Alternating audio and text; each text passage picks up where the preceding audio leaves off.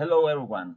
This is my role in a semiconductor company and I'm working in designing a quantum well optoelectronic device.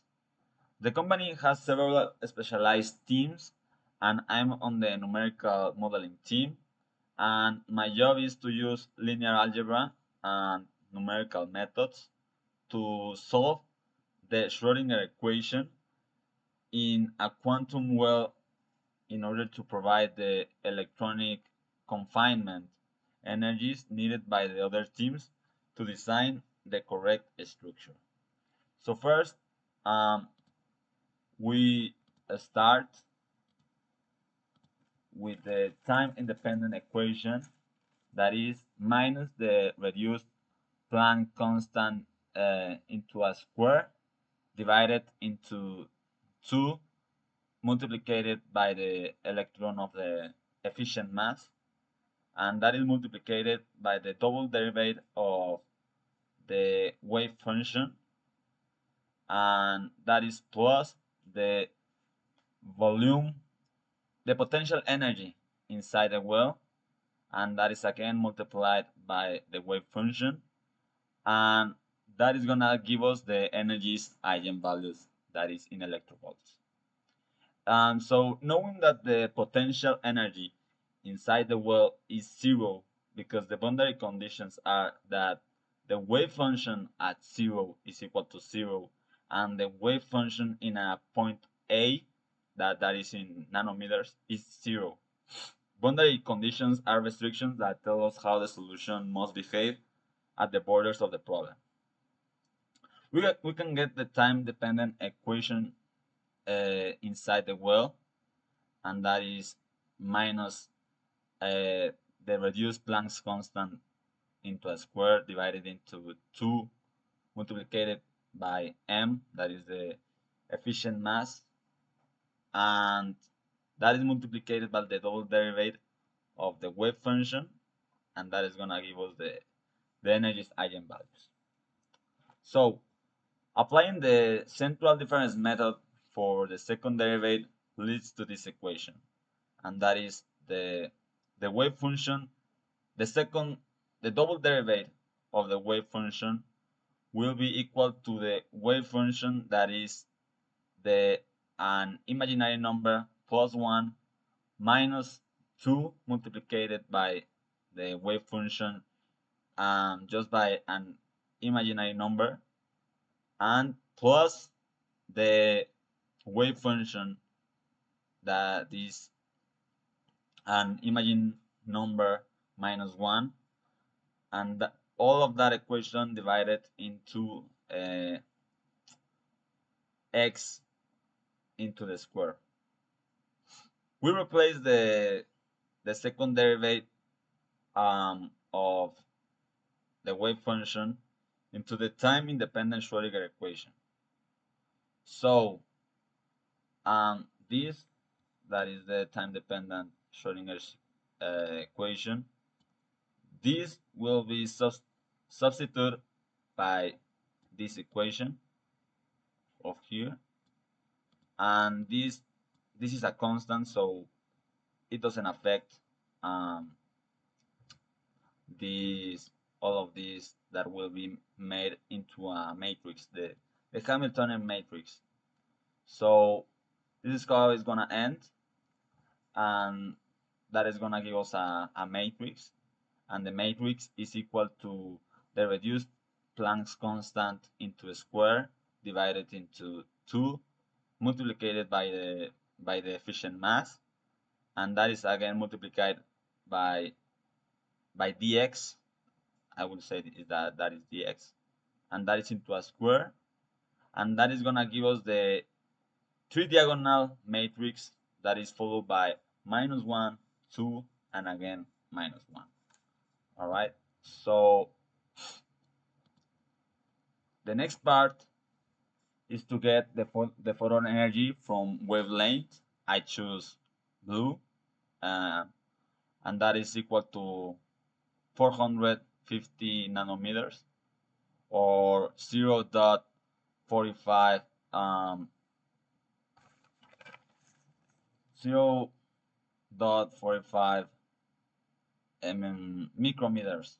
Yeah, micrometers. And that will be equal to 4.5 multiplied by 10 into minus 7 meters. So the light color is determined by its wavelength and related to the photon energy. So this is a constant right here.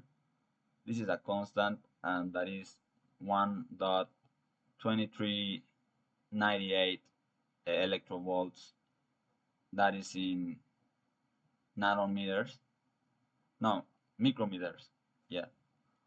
And that is divided into 0.45. No, that ain't micrometers. That's I'm sorry. Let me let me confirm.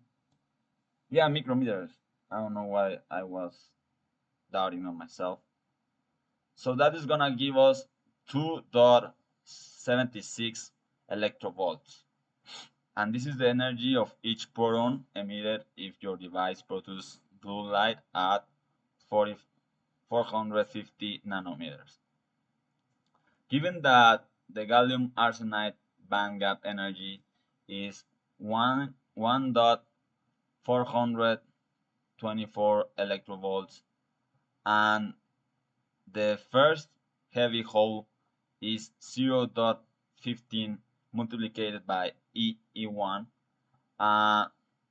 we can split photon energy into bandgap plus confinement.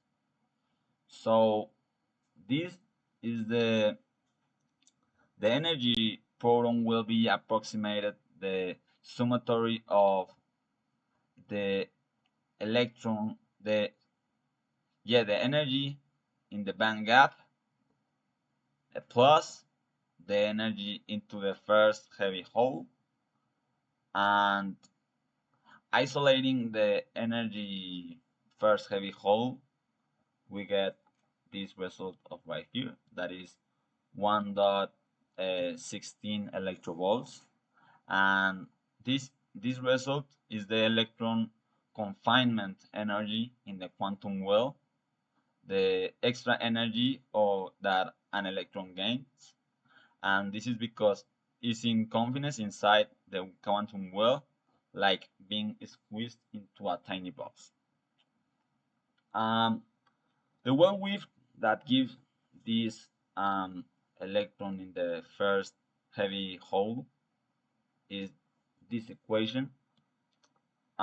Usually this equation in this part have a n, that is the number that it is into a square, but as it is 1, there is no n.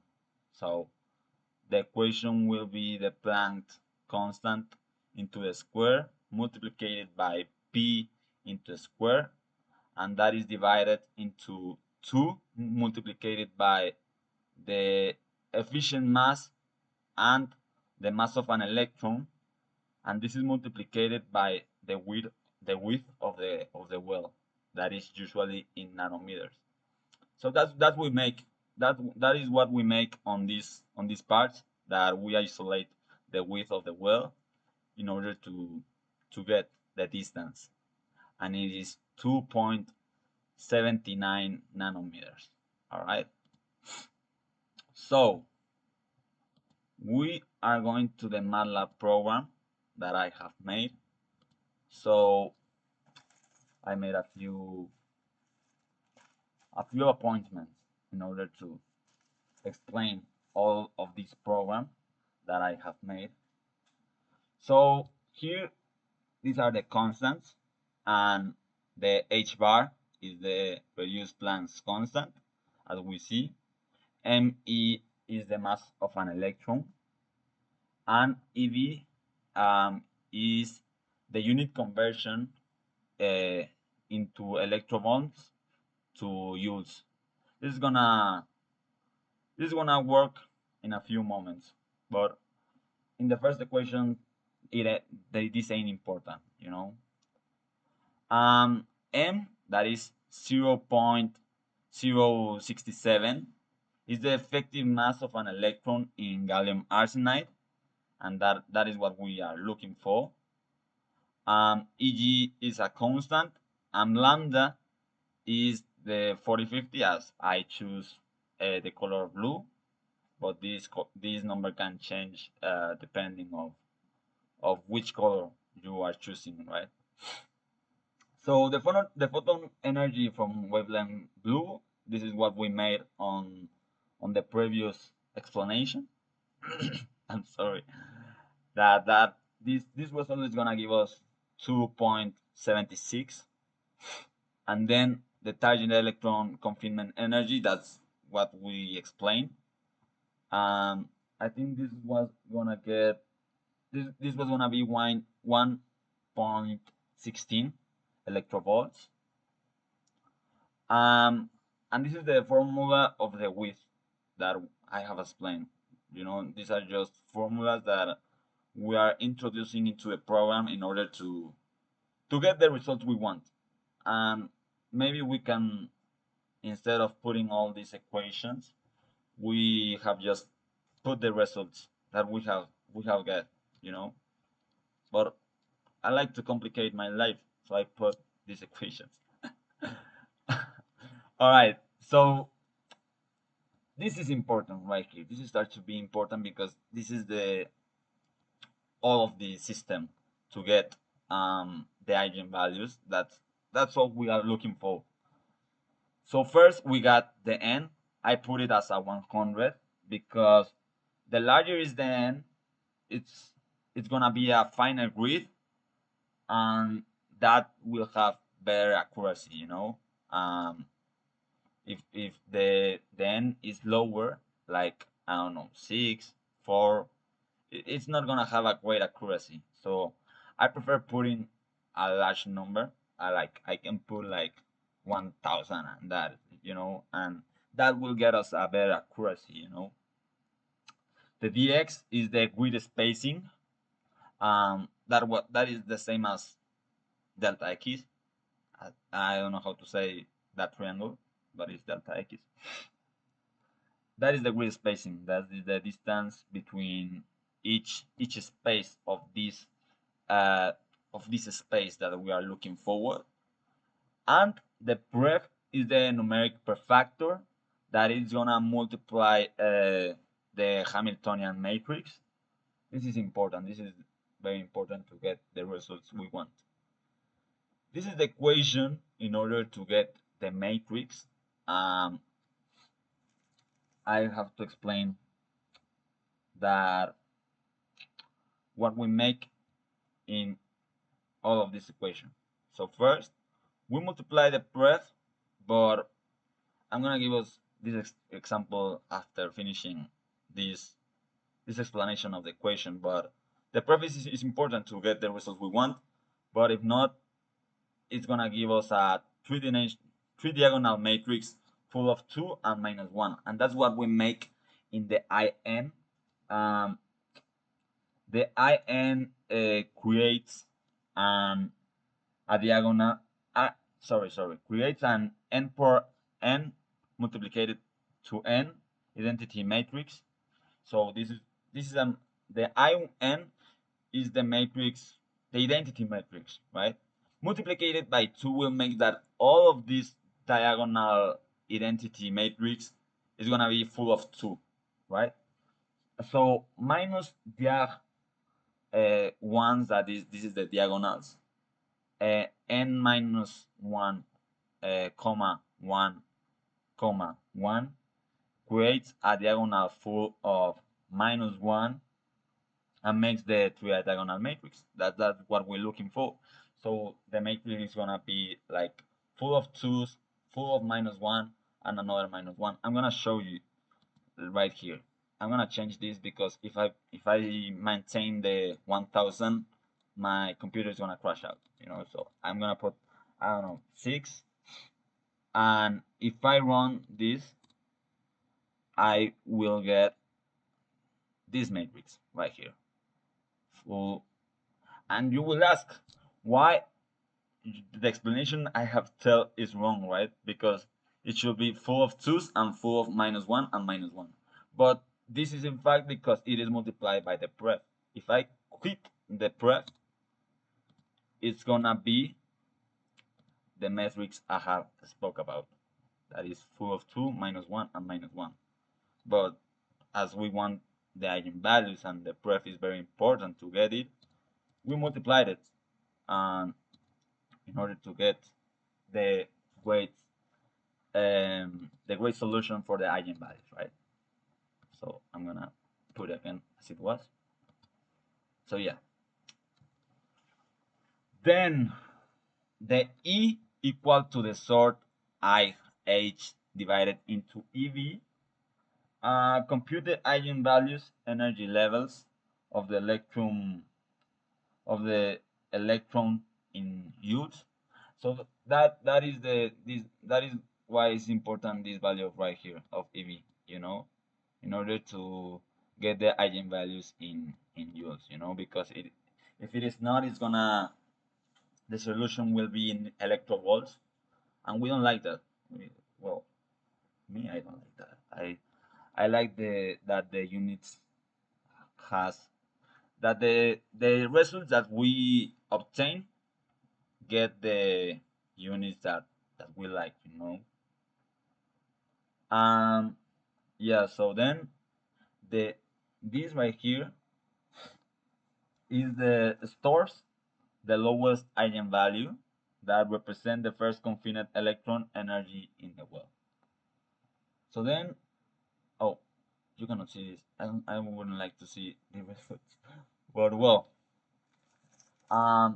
then this equation was the one that we explained previously. So is the predicted emission from numeric of the EE1. So then we get the results that we were looking for.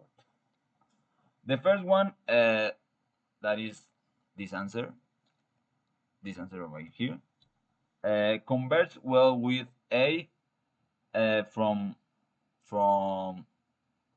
meters to nanometers. So yeah, that is the result. 2.202 nanometers. The 2 and 3 that are these ones, the 2 and 3 F print. I put it on that way. That are this one, that is the target EE1 and the numeric EE1. Is the comparison, of the energy with the numeric results, from the diagonalization. Sorry. So as we can see, is the same. Like it's the difference is of 0.0001. So we have a great accuracy on this program, right? So these results from right here is the photo emission comparison. Again, comparing from the numerical method to the diagonalization. As we can see, it has a lot of accuracy, like I would say it's the same. And this result of right here is the absolute error that computes the difference between this result of right here, the photon electron target, that is this result, 2.7675 electrovolts, and the numeric is literally the same. The absolute error is minimum, is minimum, literally. So, as a conclusion, I linked this to a real design goal that was creating a quantum well that emits light at a specific wavelength. In my case, I target the blue one, that is 450 nanometers, which corresponds to a photon energy of 2.76 electrovolts. And using the gas band, we determine, and including the heavy hole correction, we determined the required electron confinement energy that was 1.616 electrovolts. Uh, it will calculate the well width to achieve this emission.